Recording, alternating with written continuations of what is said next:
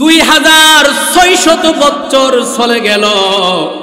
2600 বছর পর আল্লাহ পাক ইব্রাহিম নবীকে ডাকলেন, এই ইব্রাহিম, মক্কায় যাও, মক্কায় গিয়ে তুমি কাবা নির্মাণ করবে। সুবহানাল্লাহ। এখন আল্লাহ পাকের নির্দেশ পেয়ে ইব্রাহিম নবী ছোট্ট ছেলে, 11 বছরের ছেলে হযরত ইসমাঈল আলাইহিস সালামকে নিয়ে সিরিয়া থেকে রওনা দিয়েছেন মক্কার জমিনে।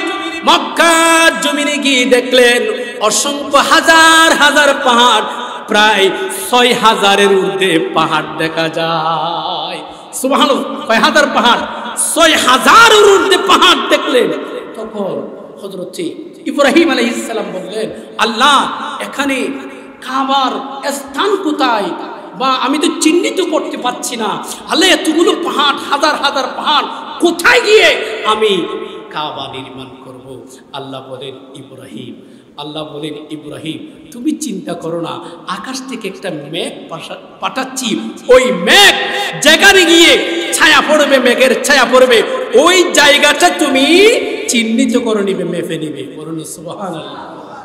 পবিত্র কালামুল্লাহ শরীফের 4 নম্বর পারার 1 নম্বর পৃষ্ঠা সূরা আল ইমরানের 96 নম্বর আয়াত আল্লাহ পাক বলছেন, ইন্না আউয়ালা বাইতিন উযিআ লিন-নাস, নিশ্চয়ই সর্বপ্রথম ঘর যা মানব জাতির জন্য ইবাদতের জন্য নির্ধারণ করা হয়েছে।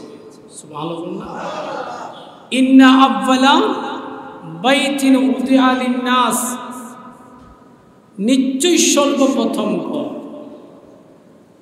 তাহলে এই পৃথিবীর জমিনে একটি ঘর আল্লাহ সর্বপ্রথম সৃষ্টি করেছেন। সুবহানাল্লাহ। সেই ঘরটির নাম হলো কাবা। ওই কাবা তাওয়াফ করবার জন্য অসংখ্য হাজিগণ রওনা দিয়েছেন। অনেকে যাবেন, তাওয়াফ করবেন, যাদের কপালে আল্লাহ খাস নসিব রেখেছে। তবে আল্লাহর দরবারে আমরাও দোয়া করি, আল্লাহ আমাদের জন্য আপনি খাস করার তৌফিক আমাদেরকে দান করুন।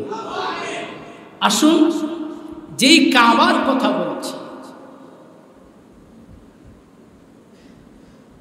পবিত্র কাবা শরীফ মহান রব্বুল আলামিন সর্বপ্রথম এই কাবা ফেরেশতাদের মাধ্যমে সৃষ্টি করেছেন, ফেরেশতাদের মাধ্যমে বানিয়েছেন। হযরত আদম আলাইহিস সালাম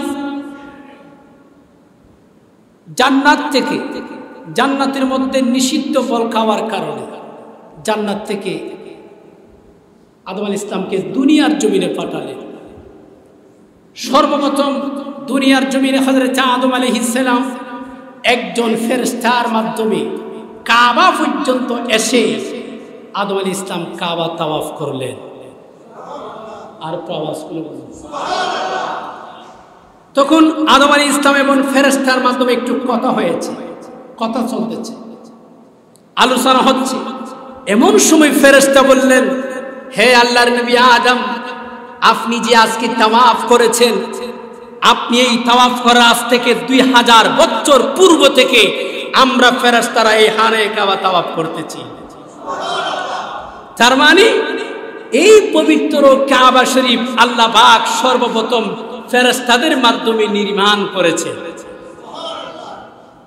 আরেকটি রওয়ায়াতে এসেছে, হযরত আদম আলাইহিস সালাম, আদম আলাইহিস সালামকে যখন আল্লাহ জান্নাতে সৃষ্টি করেছেন, দুনিয়ার জমিনে এসে বললেন, রব্বুল আলামিন, আপনি যখন আমাকে জান্নাতে রেখেছেন, তখন আমি 2 নয়ন খুলে দেখলাম সপ্তম আসমানে একটি মসজিদ আছে, যেই মসজিদটির নাম হলো বাইতুল মামুর মসজিদ, যেখানে ফেরেশতারা তাওয়াফ করছে।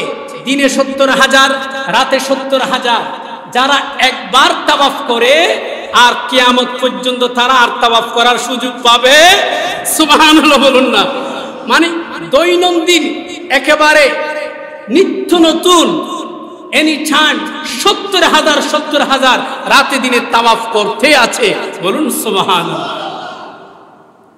আদম আলাইহিস সালাম বলেন, আল্লাহ, ওই সপ্তম আকাশে সপ্তম আসমানে দেখেছি বাইতুল মামুর মসজিদ, ফেরেশতারা তাওয়াফ করছে। ওই বাইতুল মামুরের মতন একটি মসজিদ এই দুনিয়ার জমিনে দান করুন, আমি এবং আমার সন্তানরা, আমার আওলাদরা, যাতে এই কাবায় এসে তাওয়াফ করতে পারে, না ইবাদত করতে পারে। বলুন সুবহানাল্লাহ।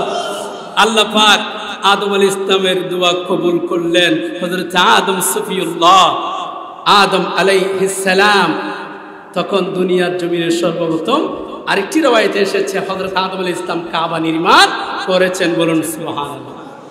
এখন এই যে কাবা, এটা কি বলি আমরা? কাবা বা বাইতুল। এই কাবার আমার ছোট্ট গবেষণায় আমি পবিত্র কালামুল্লাহ শরীফের মধ্যে বেশ একাধিক কিছু নাম দেখেছি। এই কাবা শরীফের আরো কিছু নাম রয়েছে। আল্লাহ পাক 7 নম্বর পারার 2 নম্বর পৃষ্ঠার সূরা মায়েদার 95 নম্বর আছে আল্লাহ পাক বলছেন হাদিয়ান বালিগাল কাবা। এখানে এই আয়াতে কাবা শব্দ উল্লেখ করেছেন। আবার 7 নম্বর পারার 2 পৃষ্ঠা সূরা মায়েদার 97 নম্বর আছে আল্লাহ পাক এইভাবে বলছেন, জাআলাল্লাহুল কাবাতাল বাইতাল হারামা কিয়ামান লিন-নাসি ওয়াশ-শাহরাল হারামা ওয়াল হাদিয়া ওয়াল কলাইদ। আল্লাহ পাক বলছেন রাব্বুল আলামিন এই সম্মানিত গড়কে মানুষের জন্য আবাসস্থল করেছেন। সুবহানাল্লাহ। এই আয়াতের মধ্যে আল্লাহ পাক আল্লাহর এই গড়কে কাবা বলেছেন। আবার আরেকটি আয়াতে দেখলাম আল্লাহর এই গড়টিকে আল বাইত বলেছেন। কি বলেছেন? আল বাইত। 1 নম্বর পারার 18 নম্বর পৃষ্ঠার সূরা বাকারা 125 নম্বর আয়াত। وَإِذْ جَعَلْنَا الْبَيْتَ مَثَابَةً لِلنَّاسِ وَأَمْنًا وَاتَّخِذُوا مِن مَّقَامِ إِبْرَاهِيمَ مُصَلًّى। সুবহানাল্লাহ বলুন। স্মরণ করুন যখন আমি এই গড়কে মানব জাতির জন্য আশ্রয়স্থল এবং নিরাপদ স্থান করেছি, এবং আল্লাহ বলে দিয়েছেন, আল্লাহ নিজেই বলে দিয়েছেন, তোমরা ইব্রাহিমের দাঁড়ানোর স্থানকে নামাজের স্থান হিসেবে গ্রহণ করো। আল্লাহ পাক এই সূরার মধ্যে বলছেন আল বাইত। আল্লাহর ঘরের নাম কি রেখেছেন? আল বাইত বলেছেন। আবার আরেকটি সূরার মধ্যে বলছেন, আরেকটি আয়াতের মধ্যে বলছেন আল বাইতুল আতিক।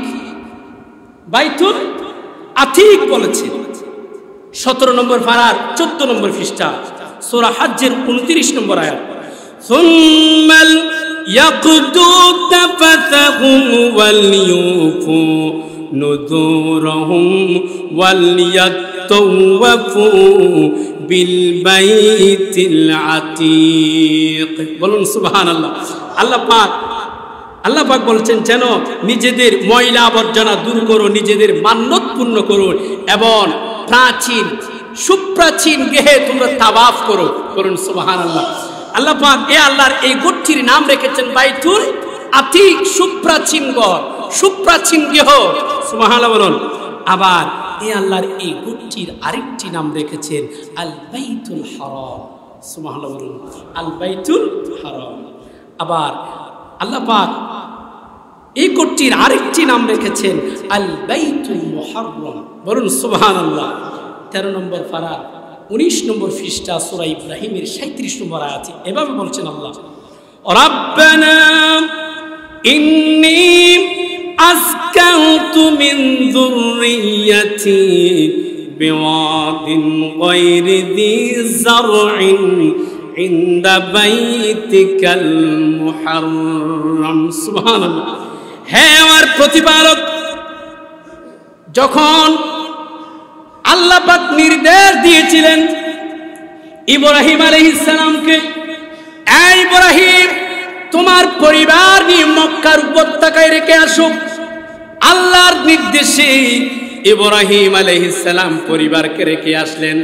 আসার সময় দোয়া করলেন, রব্বানা ইন্নী আসকানতু মিন যুররিয়াতি বিওয়াদিন গায়রি যী যারইন ইনদা বাইতিকাল মুহাররম।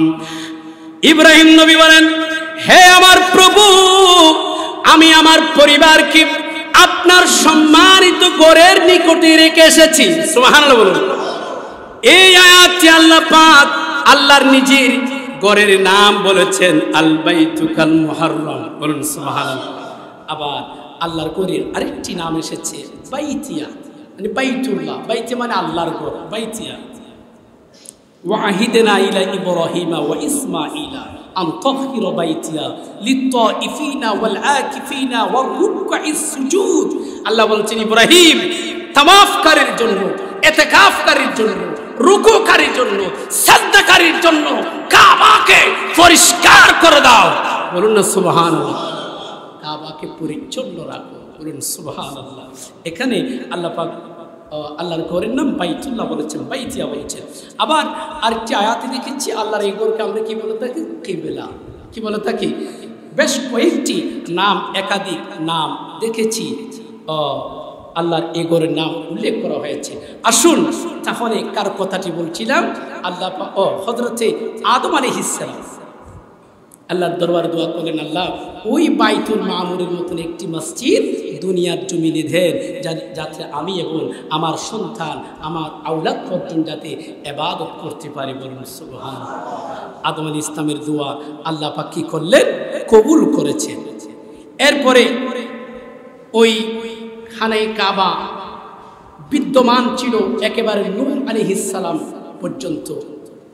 নূহ আলাইহিস ইসলাম উনি 950 বছর কালেমার দাওয়াত দিয়েছেন, তাওহীদের দাওয়াত দিয়েছেন। 950 বছরে মাত্র 82 জন মানুষ ওনার কালেমাকে গ্রহণ করেছে। সুবহানাল্লাহ বলুন না। কয়জন দাওয়াত দিয়েছে? কয়শত বছর? 950 বছর। হযরত নূহ আলাইহিস ইসলাম বলেছিলেন, হে আমার কওমরা শোনো, তোমরা একমাত্র আল্লাহর ইবাদত করো। দেবদেবীর পূজা ছেড়ে দাও, সূর্য পূজা ছেড়ে দাও, চন্দ্র পূজা ছেড়ে দাও, গাছ পূজা বাস পূজা ছেড়ে দাও, একমাত্র ইবাদত করো কার? আল্লাহ। কারণ তাদেরকে বলেছিলেন, শুনুন, আল্লাহ পাক আমাদেরকে হায়াত দিয়েছেন, আমাদেরকে মত সৃষ্টি করেছেন। আল্লাযী খালাকাল মাউতা ওয়াল হায়াতা লিয়াবলুয়াকুম আইয়ুকুম আহসানু আমালা। হযরত নূহ আলাইহিস সালাম কওমদের উদ্দেশ্যে বলেছিলেন, শুনুন, আল্লাহ পাক 7 আসমান 7 জমিন সৃষ্টি করেছেন। আল্লাযী খালাকা 7 সামাওয়াতিন তিবাকা। বলুন সুবহানাল্লাহ। হে আমার কওমরা, তোমরা শুনুন, একমাত্র আল্লাহ পাক আমাদেরকে সৃষ্টি করেছেন। আল্লাহ পাকের কিসের জন্য? ইবাদতের জন্য, আল্লাহকে মানবার জন্য, আল্লাহর হুকুম পালন করার জন্য। আমি আল্লাহর নবী হিসেবে এসেছি। আমি যে বার্তাগুলো তোমাদের কাছে পেশ করছি তোমরা সেগুলো গ্রহণ করুন, না হয় তোমাদের উপর কঠিন আযাব আসবে। বলুন না নাউজুবিল্লাহ। তখন ওনার কওমরা বললেন, হে নূহ, আপনি যাকে রব বলেছেন, আপনি যাকে আল্লাহ বলেছেন, বলুন ওই আপনার রবকে আমাদেরকে আযাব দিতে চাই, দেখি কত আযাব দিয়ে আমাদেরকে ধ্বংস করতে পারে। বলুন না নাউজুবিল্লাহ। তখন আল্লাহ বলেন, হে নূহ, আপনি আর দেরি করবেন না, আপনি তাড়াতাড়ি নৌকা তৈরি করুন। নূহে কিস্তি, আপনি নৌকা তৈরি করুন, নৌকা বানান। ইব্রাহিম নূহ আলাইহিস সালাম যখন নৌকা বানাতে লাগলেন তখন তারা তামাশা করল, তারা হাসি ঠাট্টা বিদ্রোহ করলো। অথচ ইন্না বাতশা রাব্বিকা লাশাদীদ, আল্লাহর আযাব, আল্লাহর ধরা বড় কঠিন। বলুন না ঠিক কিনা বলুন। তারা এইভাবে তামাশা শুরু করলো। আল্লাহ তাদেরকে নূহ আলাইহিস সালাম অনেক বুঝালেন।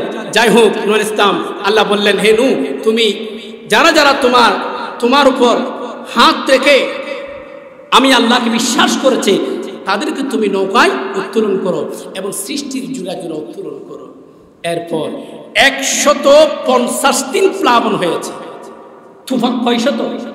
150 দিন তুফান হয়েছে। আর এক একটা ঢেউ বিশাল বিশাল পাহাড়ের মতো, সমস্ত কিছু তছনছ করে দিয়েছেন। এরপরে 150 দিন পর আল্লাহ পাক জবালে জুতি পাহাড়ের উপর ওই নূহ আলাইহিস ইসলামের নৌকাকে অবতরণ করালেন। সুবহানাল্লাহ বলেন না। এবং ওই সময় তো কাবা কি হয়ে গেলেন, অনেক বিস্তীর্ণ হয়ে গেল। যাই হোক, এখানে এই কাবা আবার অন্য একটি তত্ত্বতে দেখেছি আল্লাহ পাক কিছু জায়গার মধ্যে কিছু সপ্তম আকাশে কাবাকে উত্তোলন করে নিয়েছেন বা গোপন রেখেছেন। যাই হোক, এরপরে হযরতে নূহ আলাইহিস ইসলামের পরে আরো দুইজন নবী এসেছে। কয়জন নবী? একজন হলেন আদ জাতির পুত্র, আদ জাতির নবী হযরতে হুদ আলাইহিস সালাম। আরেকজন হলেন সামুদ জাতির নবী হযরতে সালেহ আলাইহিস সালাম। এই দুইজন নবী কাবা পর্যন্ত আসতে পারেন। 1,24,000 মতান্তরে 2,24,000 নবী রাসূল সবাই কাবা তাওয়াফ করেছে, এসেছে, কিন্তু দুইজন নবী আসতে পারে নাই। তাদের কওমরা এত নির্যাতন নিপীড়ন করেছে, তাদের কওমের নির্যাতনের কারণে ওই কওমদেরকে সামাল দিতে গিয়ে তাদের হায়াত পর্যন্ত শেষ হয়ে গেছে। দুইজন নবী কাবা পর্যন্ত আসতে পারে নাই। বলুন না সুবহানাল্লাহ। গভীর মনোযোগ। এইভাবে যেতে যেতে 2600 বছর চলে গেল। 2600 বছর পর আল্লাহ পাক ইব্রাহিম নবীকে ডাকলেন, এই ইব্রাহিম, মক্কায় যাও, মক্কায় গিয়ে তুমি কাবা নির্মাণ করবেন। সুবহানাল্লাহ। এখন আল্লাহ পাকের নির্দেশ পেয়ে ইব্রাহিম নবী ছোট্ট ছেলে, 11 বছরের ছেলে হযরত ইসমাঈল আলাইহিস সালামকে নিয়ে সিরিয়া থেকে রওনা দিয়েছেন মক্কার জমিনে। মক্কার জমিনে গিয়ে দেখলেন অসংখ্য হাজার হাজার পাহাড়, প্রায় 6000-এর ঊর্ধ্বে পাহাড় দেখা যায়। সুবহানাল্লাহ। কয় হাজার পাহাড়? 6000-এর ঊর্ধ্বে পাহাড় দেখলেন। তখন হযরত ইব্রাহিম আলাইহিস সালাম বললেন, আল্লাহ, এখানে কাবার স্থান কোথায়? বা আমি তো চিহ্নিত করতে পারছি না। আল্লাহ, এতগুলো পাহাড়, হাজার হাজার পাহাড়, কোথায় গিয়ে আমি কাবা নির্মাণ করব? আল্লাহ বলেন, ইব্রাহিম, তুমি চিন্তা করো না, আকাশ থেকে একটা মেঘ পাঠাচ্ছি।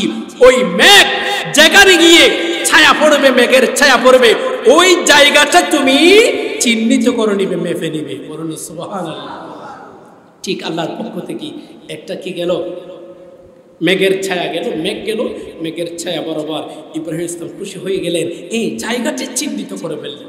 চিহ্নিত করার পর এখন ইব্রাহিম ইসলাম চিন্তা করলেন, আল্লাহ, হাজার হাজার পাহাড়, কোন পাহাড়ের পাথর দিয়ে আমি এই কাবাটা নির্মাণ করব? সুবহানাল্লাহ। আল্লাহ, আপনার চয়েসটা কি, আপনার পছন্দটা কি? তখন আল্লাহ পাক বললেন, ইব্রাহিম, ভেরি ভেরি থ্যাঙ্কস। তুমি যখন আমার পছন্দ চেয়েছো, তুমি যখন আমার চয়েস চেয়েছো, ইব্রাহিম, তোমাকে ধন্যবাদ দিচ্ছি। বলুন না সুবহানাল্লাহ। ইব্রাহিম 5টি পাহাড়ের পাথর দিয়ে কাবা নির্মাণ করতে হবে। আল্লাহ এগুলো কোন কোন পাহাড়? ইব্রাহিম নবীকে আল্লাহ পাক ডাক দিলেন, হে ইব্রাহিম, প্রথম হলো 1 নম্বর মিশরের তুর পাহাড়ের পাথর দিয়ে। 2 নম্বর তুরস্ক থেকে 800 মাইল দূরত্ব এরারু পাহাড়ের জবালে জুতি পাহাড়ের পাথর দিয়া। 2 নম্বর এরপরে লেবানন পাহাড়ের পাথর। 3 নম্বর হেরা পর্বতের পাহাড়। 4 নম্বর হেরা পর্বত। 5 নম্বর জর্ডানের জুতি পাহাড়ের পাথর দিয়া। এই 5টি পাহাড়ের পাথর দিয়া কাবা নির্মাণ করতে হবে। বলুন না সুবহানাল্লাহ। ইব্রাহিম আলাইহিস সালাম বললেন, আল্লাহ, এতগুলো পাথর, এক একটা পাহাড় 800 মাইল দূরে, 500 মাইল দূরে, 1000 মাইল দূরে, এই দূর থেকে আমি এবং আমার ছোট্ট ছেলে ইসমাইলকে নিয়ে কিভাবে পাথরগুলো আনবো? আল্লাহ বলেন, ইব্রাহিম, তুমি চিন্তা করো না, তোমার কোথাও যাওয়া লাগবে না, শুধু পাহাড়ের নাম ধরে পাথরগুলোকে ডাক দাও, পাথর তোমার সামনে এসে উপস্থিত হয়ে যাবে। ইব্রাহিম নবী আল্লাহ পাকের নির্দেশ পেয়ে এলান করলেন প্রত্যেকটা পাহাড়ের পাথরগুলা সে ইব্রাহিম নবীর সামনে উপস্থিত হয়ে গেলেন। সুবহানাল্লাহ। এখন হযরত ইব্রাহিম আলাইহিস সালাম কাবা নির্মাণ করতে লাগলেন। আরে কাবা নির্মাণ করতে করতে একটু যখন উঁচু হয়ে গেল, পাথর কিভাবে দিবে, একটু কষ্টকর হবে। আল্লাহ পাক ইব্রাহিম নবীর জন্য জান্নাত থেকে একটা জান্নাতি পাথর, জান্নাতি লিফট পাঠালেন, জান্নাতি পাথর পাঠালেন, জান্নাতি লিফট পাঠালেন। এটা কেমন লিফট? আমরা কত করে 10 তলা 5 তলা বিল্ডিং শহরে, ঢাকা শহরে, বিদেশের জমিনে কত বিল্ডিং দেখেছি, কত লিফট দেখেছি। আমরা যখন লিফটে উঠি তখন 1 তলায় যাব নাকি 5 তলায় যাব নাকি 6 তলায় যাব, 10 তলায় যাব, বাটন চিপতে হয়। চিপানোর সাথে সাথে আমাদেরকে ওই লিফট আপন জায়গা নিয়ে যায়। কিন্তু এমন একটি পাথর, এমন একটা লিফট আল্লাহ পাক অটো লিফট জান্নাত থেকে বাড়ালেন। ইব্রাহিম নবীর মন যেখানে চায় পাথরটা সেইখানে নিয়ে যায়।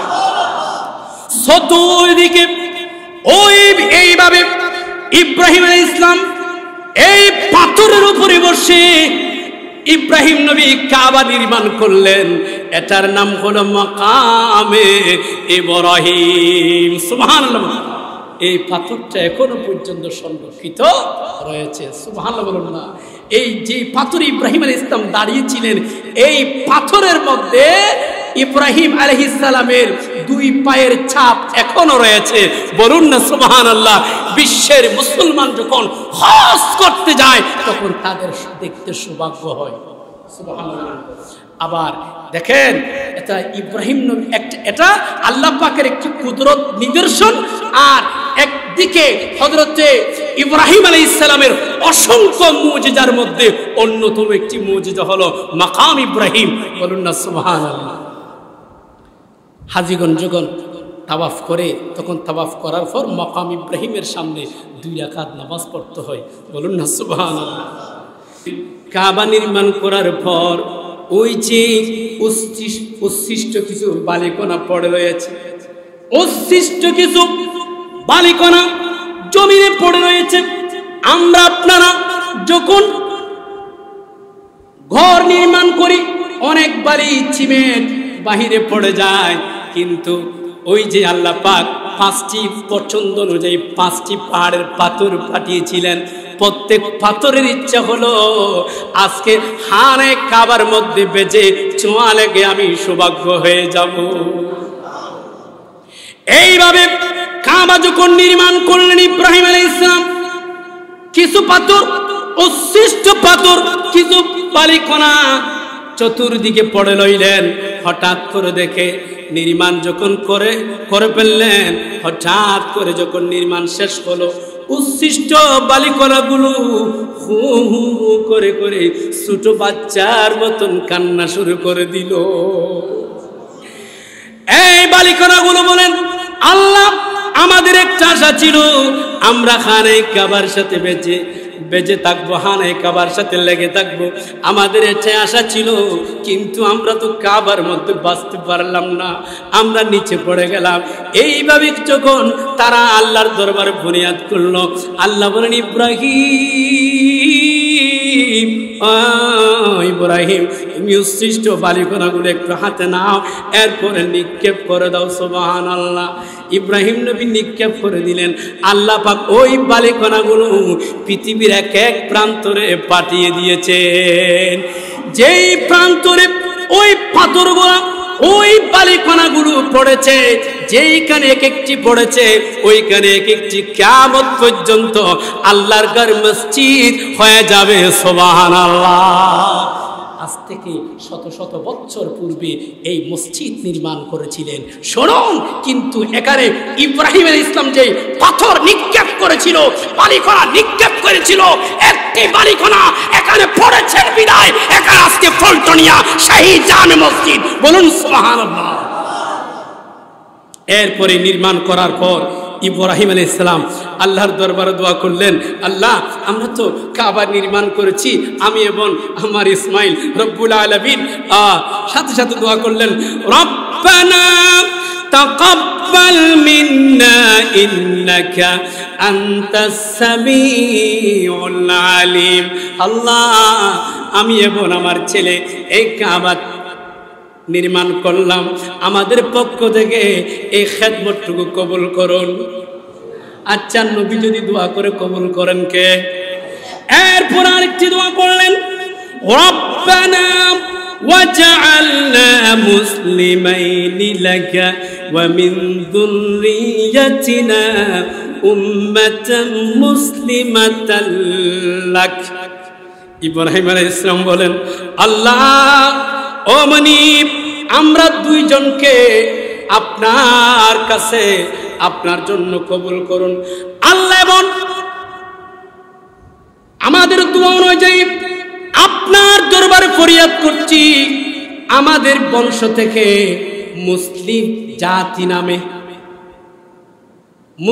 জাতি নামে একটি জাতির বরাদ্দ করুন, অর্থাৎ যেই জাতি হবে পৃথিবীর জমিনের শ্রেষ্ঠ জাতি।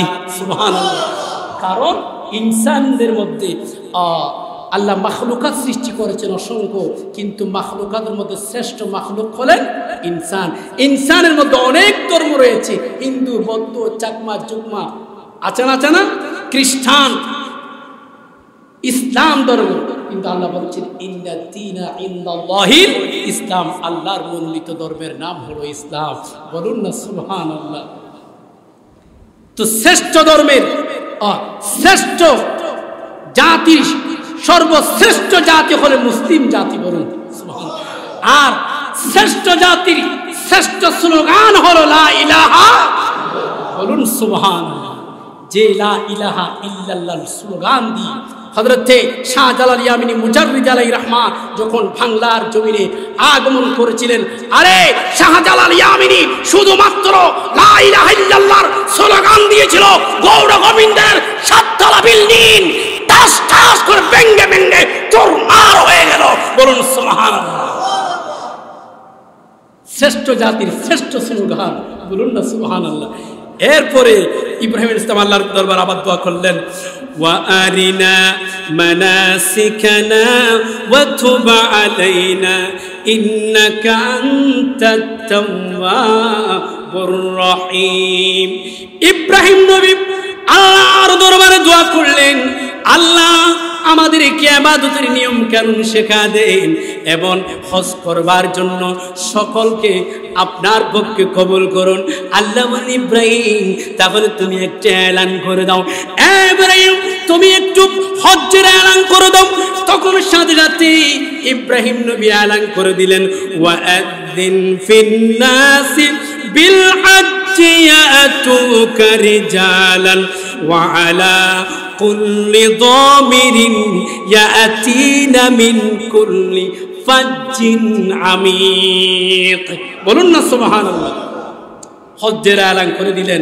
ইব্রাহিম ইসলাম ডাক দিয়েছেন, আচ্ছা এখন কেউ ছিল আলমে আরওয়াহ রূহের জগতে, আর কেউ ছিল মায়ের পেটে, মায়ের গর্ভে ছিল, এক একজন এক এক প্রান্তরে ছিল।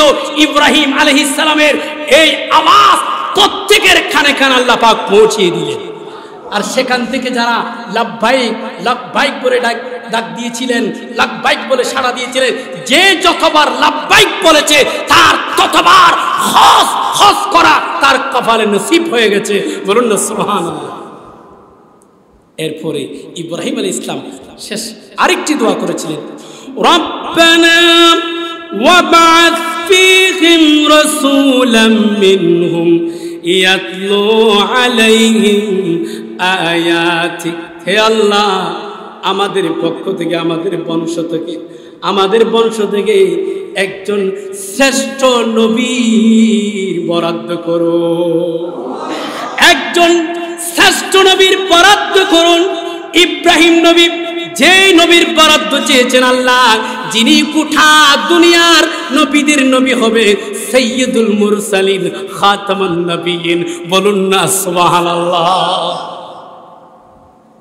আর আমার নবী সেই নবী আল্লাহ পাক এই দুনিয়া সৃষ্টির পূর্বে আল্লাহ পাক নবীদের নবীকে সৃষ্টি করে রেখেছেন।